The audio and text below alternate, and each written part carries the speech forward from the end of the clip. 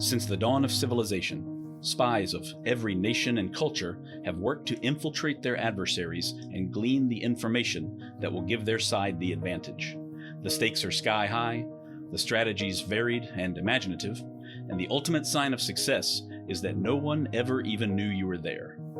In each episode, we will explore the moral and ethical gray zones of espionage, where treachery and betrayal go hand in hand with cunning and courage. This is the Spycraft 101 podcast. Welcome to your clandestine classroom. This is episode number 110 of the Spycraft 101 podcast. Today's episode is another solo episode where I share some of my own research with you. This is a story that I have found myself drawn to more than once. I've posted about it before on my Instagram page, but the more I learn about it, the more confusing and twisted it gets. I'm talking about the mysterious death of a Danish diplomat on Long Island in November 1959. But before we dive into this story, I want to ask you something. Are you an amateur military historian like me? Has this podcast rekindled your interest in Eastern Europe and the Cold War? Maybe you are finally getting into reenacting and living history, just like you've always said you would. If so, you should check out the incredible collection of surplus military goods at krashiki.com.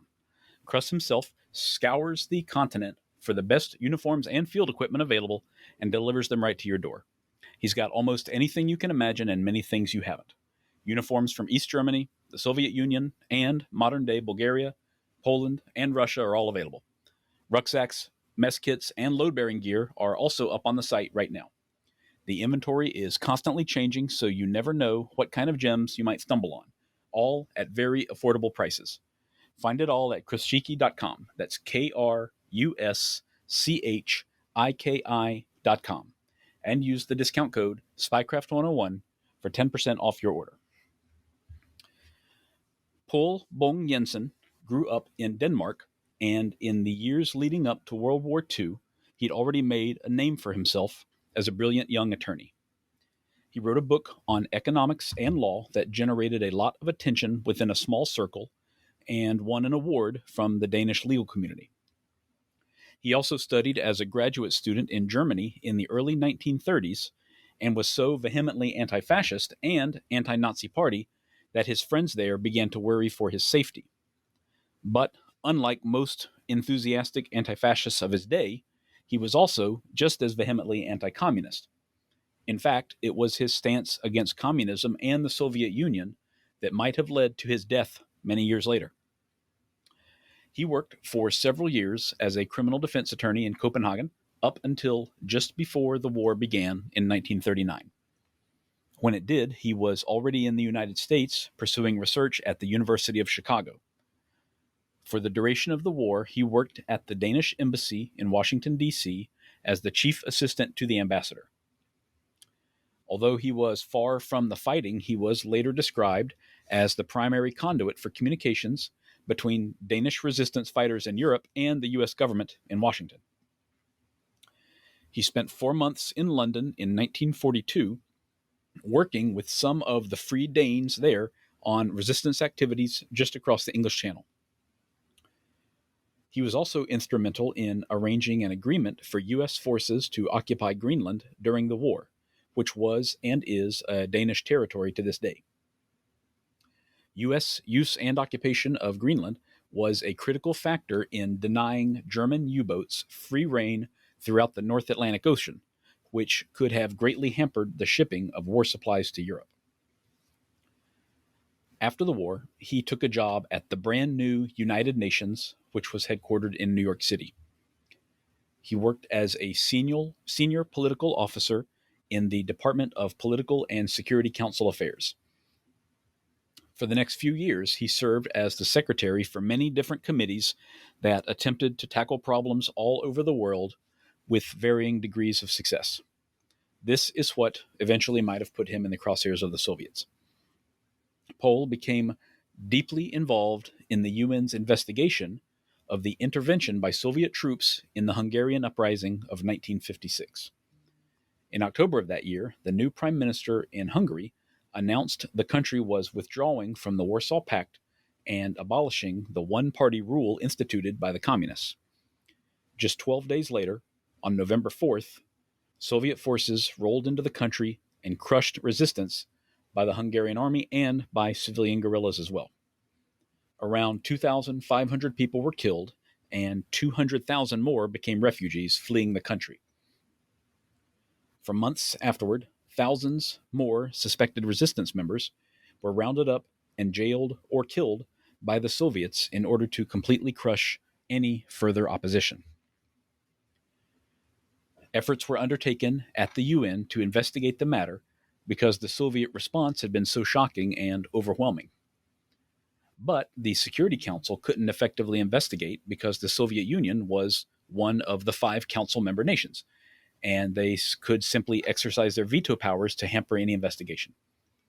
Instead, a committee of 5 members were appointed by the UN General Assembly to compile a report on the invasion. Povl Bang-Jensen was one of the appointed members to the so-called Special Committee on the Problem of Hungary. One of the biggest obstacles hampering their investigation was that the new Hungarian government, which had been installed by the Soviets, refused them entry into Hungary. That shouldn't come as a surprise, of course, but it meant that all interviews with witnesses and survivors had to take place outside the country. As the second secretary of the committee, he handled the Hungarian witnesses testifying before the UN committee in Vienna, Austria afterwards. 81 of the 111 witnesses only agreed to testify under the condition of anonymity because they feared Soviet reprisals against their remaining family members in occupied Hungary. Povl was the only UN employee who knew all their names, and he had worked very hard to earn their trust in the days and weeks leading up to their testimony. Povl had arranged to receive and distribute payment vouchers to all the witnesses made out to Witness A, Witness B, etc. The vouchers were for very small amounts of money, mostly $8 each per diem, plus transportation costs for their travel to the UN office in Vienna. The budget for this entire project was only around $2,000 at the time. As the final report was being produced, Povl noticed an ongoing campaign of influence, sabotage, and censorship against it by Soviet and Eastern Bloc diplomats. The committee report was essentially going to be the first comprehensive official history of the Hungarian Revolution. And for that reason, the Soviets had a vested interest in steering the report in a way that was favorable to their interests. He discovered 40 factual errors and 20 errors of omission in the report and demanded that it be rewritten before publication. He also complained that there were several potential moles or communist informants with close access to the committee's offices and documents.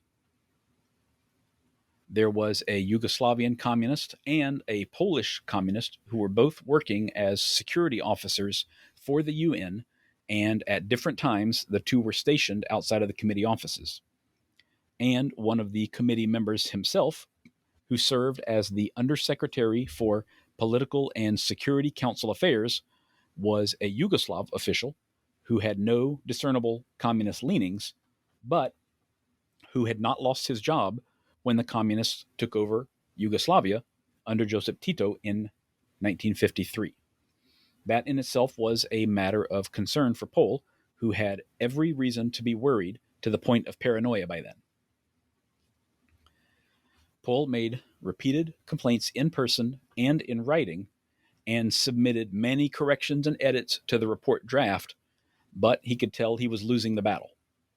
The UN had already taken a very passive stance on the Soviet treatment of Hungary in many ways. The General Assembly never convened to discuss or vote on any resolutions related to the matter. There were many administrative delays in convening the committees and taking any action that all pointed to a general lack of willpower to confront the Soviet government over the issue.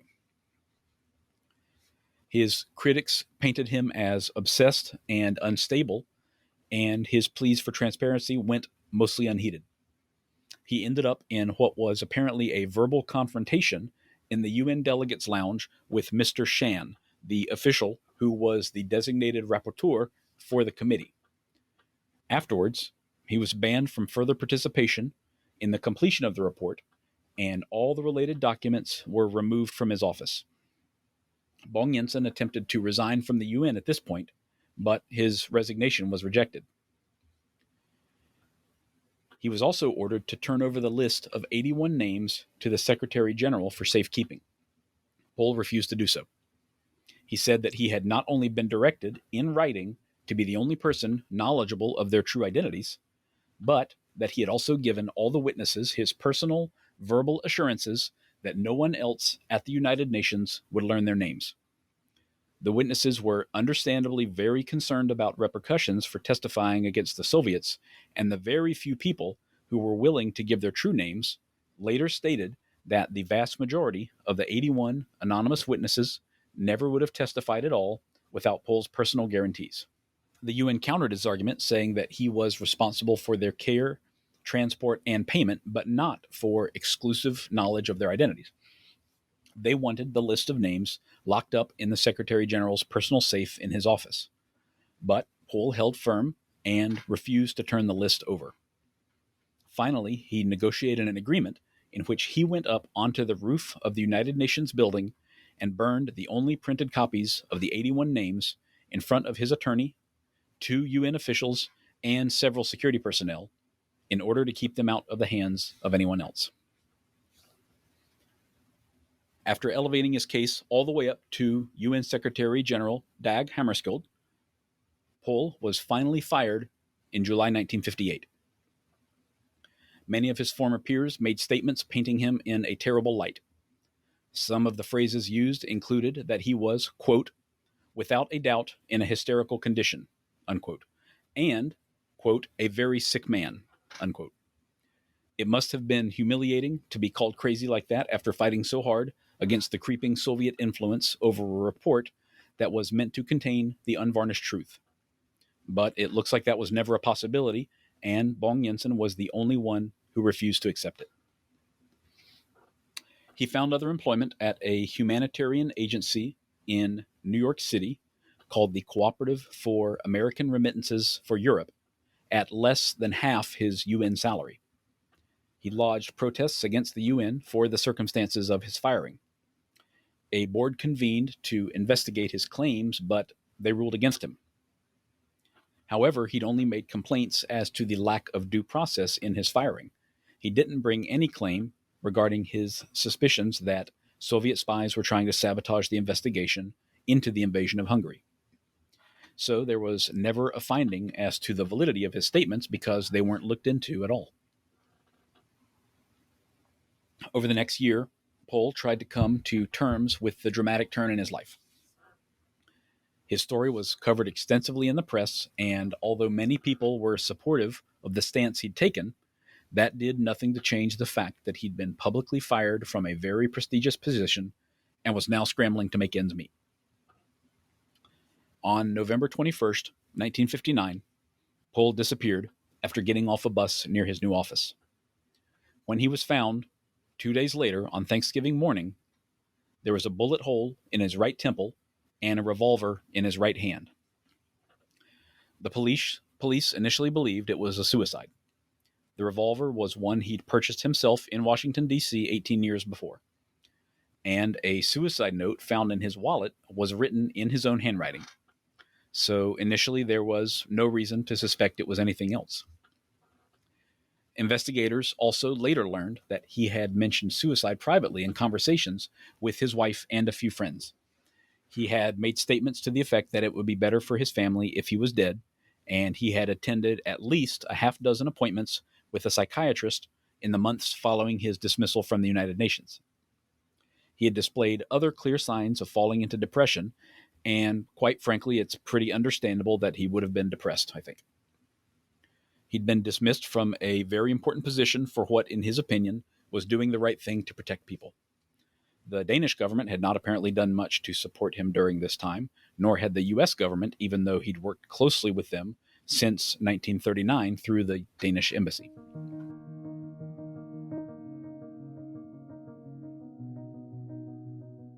Every day, you're under attack. whether you realize it or not. Your digital devices contain your entire life, your finances, your conversations with friends and family, your interests, and even your movements. And all of that is vulnerable to an ever-expanding class of criminals, scam artists, hackers, and even governments. You don't want to leave your data security entirely in the hands of your ISP, or anyone else for that matter. It's up to you to protect yourself using a multi-layered defense strategy. Silent offers you the protection you need to keep your data and devices secure from wireless threats. Their multi-shield technology blocks cellular signals, GPS, Wi-Fi, Bluetooth, EMP, RFID, NFC, and more. Silent's lineup includes everything from signal-blocking wallets all the way up to 40 cubic liter Faraday duffel bags. When you're geared up with Silent, you'll be truly disconnected, undetectable, untraceable, and unhackable. And you can now use the discount code SPYCRAFT101 to save 10% off your order from Silent. Find them at slnt.com. That's slnt.com.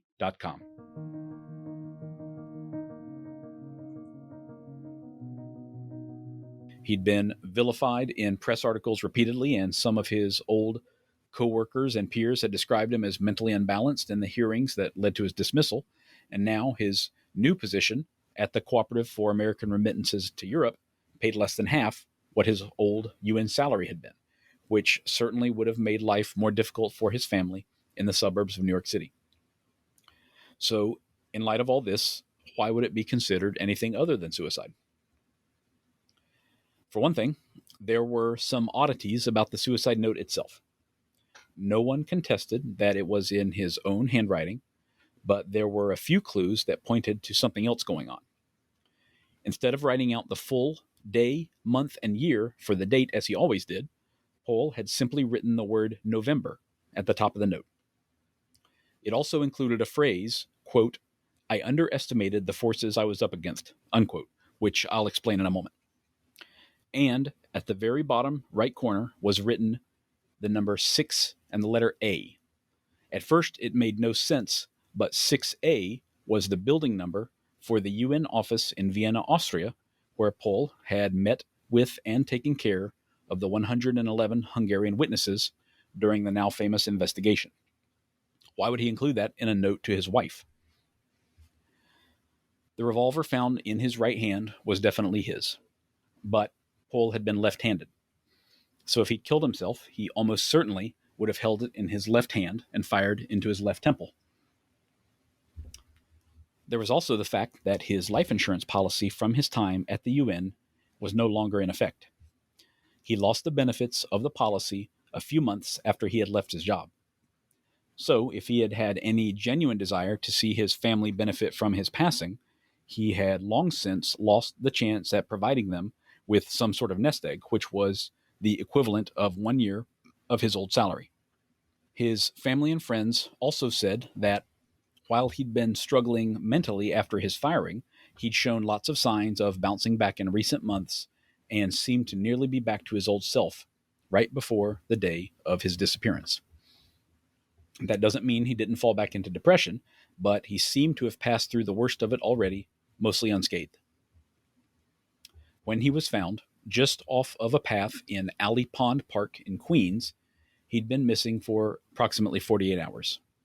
But he was still clean-shaven, and his wife reported he had had a fast-growing beard and usually had 5 o'clock shadow every evening. So how long had he been dead before he was found? Local residents who walk their dogs through the park said they absolutely would have seen him if he'd been there the previous day. And there's no indication of any forensic evidence that he'd been dead for more than a few hours when he was found. So what was he doing during that time of his disappearance?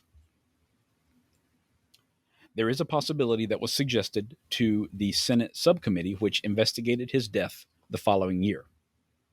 One of the very few Hungarian resistance fighters who willingly identified himself was General Bela Kirali, who had commanded the garrison in Budapest at the time of the revolution.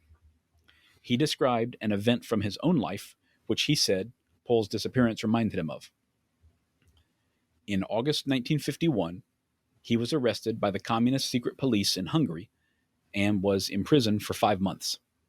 On 2 occasions during his detention, he was placed in a room with no plumbing or hiding spots and left with a cup of coffee which he was ordered to drink. These were the only 2 cups of coffee he saw during the entire 5 months. He eventually acquiesced and drank the coffee, and a few hours later was taken for interrogation. Both times, he said he felt his willpower go away completely, and he was unable to resist answering all questions truthfully. He'd been drugged with something, of course, something he was unable to identify. He was also made to write out personal testimony so that it could be used against him once the drugs wore off. General Kirali believed firmly that Povl was taken somewhere, drugged, interrogated, and forced to write the suicide note against his will. It was a tried and true tactic of the Soviets, and it had worked in Hungary nearly a decade earlier. That meant it could probably work again somewhere else, like in New York. All of that is pure speculation on his part, and no evidence ever turned up to either confirm or refute the general's suspicions. But most importantly of all, that same 1960 investigation by the U.S. Senate turned up a bombshell memo Povl had written before his death, which stated in part, quote, "My wife has also asked me to write this memorandum to her, and to make it clear also in this, that under no circumstances whatsoever would I ever commit suicide. This would be completely contrary to my whole nature and to my religious convictions. If any note was found to the opposite effect in my handwriting, it would be a fake." If Povl Bang-Jensen didn't kill himself, that leads to another distinct possibility: that he was killed by the Soviets. If he was, and that is certainly a big if, it's also entirely possible that it had nothing to do with the list of Hungarian witnesses at all. That was the story that captured the public's attention and led to his dismissal. But there was another unusual event at the United Nations that Povl was caught up in, and this one might have been far more important to the Soviets. Povl told his wife, as well as a family friend, that in 1956 he'd been approached by a Soviet official at the UN who wanted to defect to the United States. Povl never mentioned the name of this official, but said he asked that Povl contact someone in the US government for him to facilitate the defection. In exchange, the official was offering information on Soviet control over the UN administration, plus their infiltration of the Central Intelligence Agency and State Department. Not only that, but the unnamed Soviet was the spokesman for several others who also wanted to defect at the same time. So if this was true, it would have been huge. An entire group of high-ranking Soviets defecting all at once would have been an incredible payday for American intelligence and an enormous political win as well. Povl allegedly met several times with U.S. officials, including Allen Dulles, but nothing came of it before the unnamed Soviet official was recalled home. There isn't much other information on this because Povl was so tight-lipped about everything and never wrote any of it down. He only mentioned it to his wife and friend long after the Soviet official had departed. There are a couple of issues with this story in my mind, mainly that it fits into the too good to be true category. I do not recall any instance of a group of Soviets defecting all at once like this. Think about how incredibly dangerous it would have been for any of them to discuss a plan like this with anyone else before they acted on their intentions. One word to the wrong person could have you recalled to the USSR and jailed or executed. In fact, even if the person you brought it up to was sympathetic, they might have reported you out of a fear that this was a KGB ruse to test their loyalty. That sort of thing absolutely occurred. So I find it hard to believe that a group of them were conspiring to defect and then approach Povl and laid it all out right from the start. Even if they trusted him implicitly, how could they trust that word wouldn't get out through a listening device or one of the many other communist agents who were clearly surrounding Povl at the time? It all seems far-fetched to me. So could it have been a ruse? If so, why? maybe to discredit him in some way if the story went public. Perhaps the Soviets were staging an event where they could laugh off his ridiculous claims that half of the delegates in New York City wanted to defect, to make his claims about interference in the official report on Hungary look equally ridiculous. That's just one possibility. Earlier, I mentioned a phrase from his suicide note, quote, "I underestimated the forces I was up against," unquote. That was supposedly something that was said to him by this alleged defector he met at the UN. Is it possible he included that phrase specifically in the note, knowing that it might help connect the two events to any future investigators? Or is it merely a coincidence? On the other hand, if we were to assume that this was in fact real, perhaps the official was recalled for just this reason: to be jailed, interrogated, and probably executed for treason. And if it was known that Povl was the one person he'd spoken to about the plan to defect, the KGB would absolutely have wanted to know what Povl knew and who he'd spoken to and what information he'd relayed back to the intending defectors. That could have been reason enough to try to kidnap Povl off the streets and then fake his suicide after an interrogation. I think it's important to bear in mind here that despite what you might have seen on TV and in film, it is a very, very big deal for the Soviets to attempt to kill a foreign national in a foreign country. This is only undertaken very rarely, and it often goes wrong. It carries huge personal risks for the people on the ground and diplomatic risks for the Soviet government itself. Yes, they have done it in the past, and for the incidents that we are aware of, some of them blew up in their face in a big way, such as with the attempted killing of Sergei Skripal in Salisbury, England in 2018. But a Soviet or Russian turncoat is very different from a foreign diplomat, because he was never one of their own and thus had not betrayed them in any real sense. In the early days of the Cold War, they carried out a lot of operations, including kidnappings and killings in Eastern Europe and even in the occupied sectors of Germany. But outside of that sphere, the odds were often stacked against them in the West because they were on enemy territory the whole time. Carrying out a kinetic operation in New York City and actually getting away with it was not something they would have undertaken lightly. So would Povl Bang-Jensen's death have been worth the risk for them? It's hard to say without knowing all the facts. They did have a couple of advantages, at least. The main advantage was that there were a large number of Soviet government employees already living and working in New York, primarily in the United Nations building itself, of course. This certainly included a number of KGB and GRU personnel, and over the years since then, many of them have been identified. They had free reign of the city and could have traveled around quite a bit, and with due care could have avoided any FBI agents assigned to keep tabs on them. Most of these guys would also have had diplomatic immunity, so in the worst case scenario that they were caught, they wouldn't be subjected to interrogation or lengthy prison sentences in the US, although the story certainly would have made a big splash in the press. If they carried out his killing, or if they simply convinced him to kill himself under duress by threatening his family or something similar, then they essentially got away with it.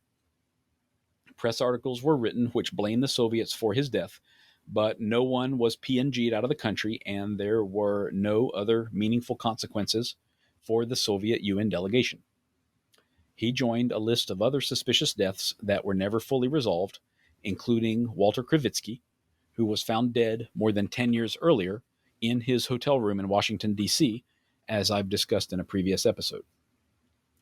Povl was cremated and laid to rest in Copenhagen, Denmark, 9 days after his death. Most of the world moved on after that. But in Hungary, at least, he is still remembered to this day as a hero. In 1989, an honorary grave and gravestone was dedicated to him in a cemetery in Budapest, near the graves of many revolutionaries who were executed by the Soviets in 1956. In 1991, he received a posthumous award from the Hungarian president, and there is a bust of his likeness in the lobby of their foreign ministry building. He also has a street named after him in District 11 of the capital, and at least 2 other plaques and statues in his honor in the country.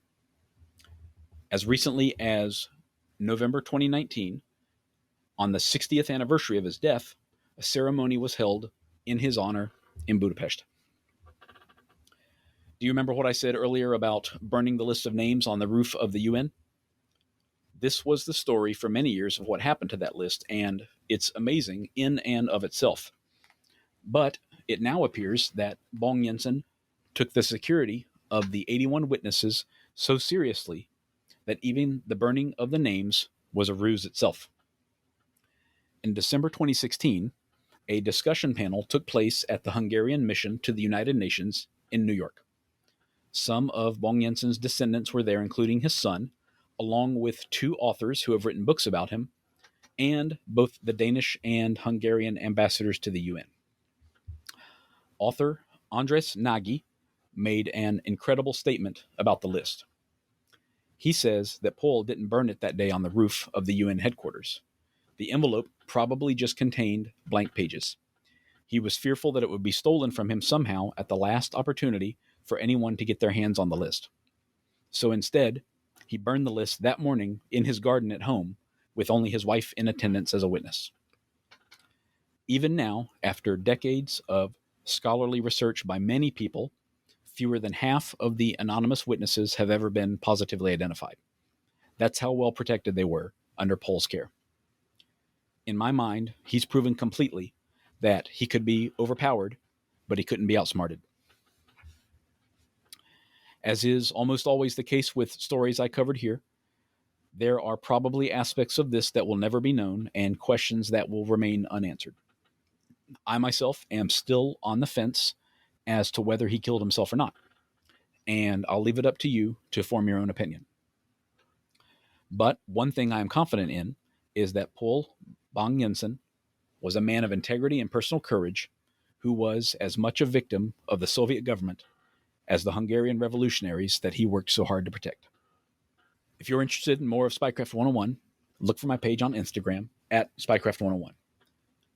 You can also find more great articles on my website, spycraft101.com. Thank you all for listening, and I hope you'll stick around because there's lots more to come. Disclaimer. This podcast is for entertainment purposes only. The stories and statements expressed herein are experiences and opinions. They may not reflect the views of the host or the production studio. It's okay if you disagree with our content. No piece of media is right for everyone. If you love Spycraft 101, please check us out online, on Instagram, on YouTube, and especially on Patreon. Thank you for listening.